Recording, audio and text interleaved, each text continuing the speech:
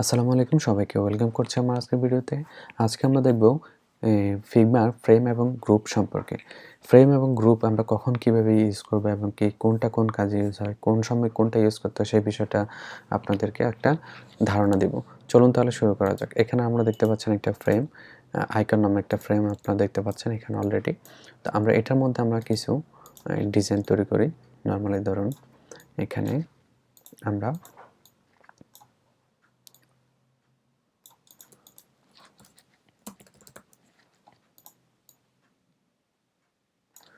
আমরা একটা আইকন দিই।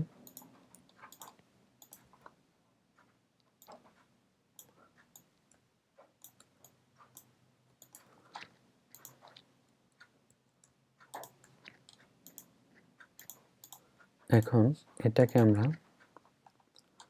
কালার দিয়ে দিই।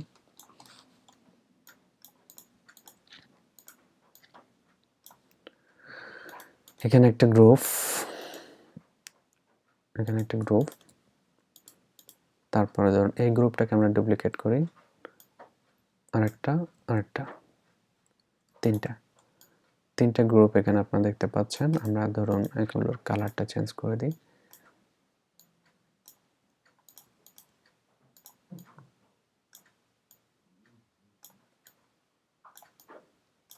এখান থেকে আমরা আইকনও চেঞ্জ করে দিই।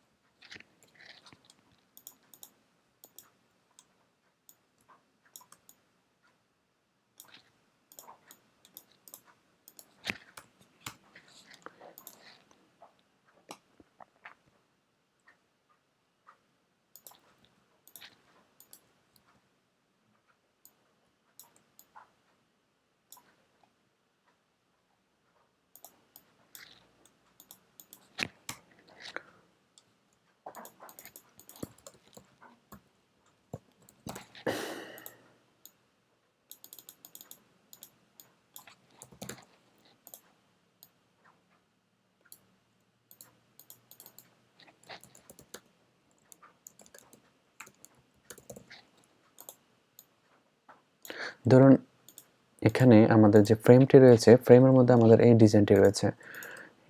ধরুন আমাদের একটা ডিজাইন এই ফ্রেমের মধ্যে আছে। এখন এখানে ফ্রেমের আন্ডারে আমরা এই গ্রুপগুলো রাখলাম। এখন আমরা যদি ধরুন আমাদের অনেক ক্ষেত্রে কাজের ক্ষেত্রে আমাদের ফ্রেমটাকে আমাদের স্কেল করার দরকার হতে পারে, ধরুন বড় করার দরকার হতে পারে। যখন আমরা এটাকে বড় করব, আপনি দেখতে পাচ্ছেন আপনারা, যখন আমরা ফ্রেমটাকে বড় করতেছি তখন অটোমেটিক্যালি ফ্রেমের ভিতরে যে গ্রুপগুলো আছে, গ্রুপের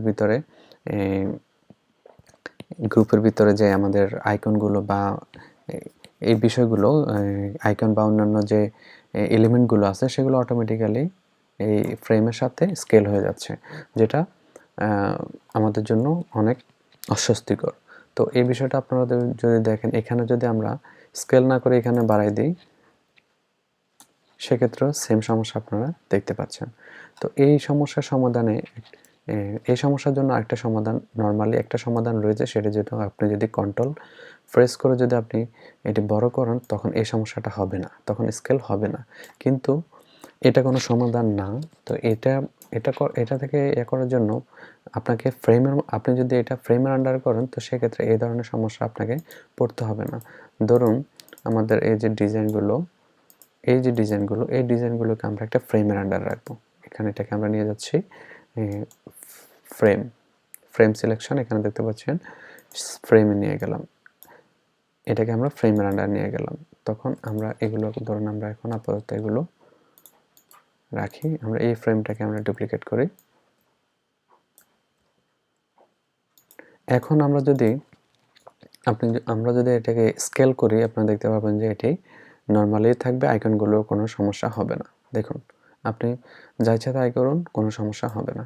এটার কারণ হচ্ছে যখন আপনি ফ্রেমের আন্ডারে যখন কোনো কিছু করবেন তখন এলিমেন্টগুলো ওই ফ্রেমের ভিতরে থাকবে, এগুলো কোনো প্রকার আপনি ওই ফ্রেমটাকে যত বড় করবেন কোনো সমস্যা হবে না। বাট আপনি যখন গ্রুপের আন্ডারে রাখবেন তখন ফ্রেমটাকে, আপনার মূল যে ফ্রেমটা সেটাকে যখন বড় করতে যাবেন সেক্ষেত্রে আপনার গ্রুপের ভিতরে যে এলিমেন্টগুলো সেগুলো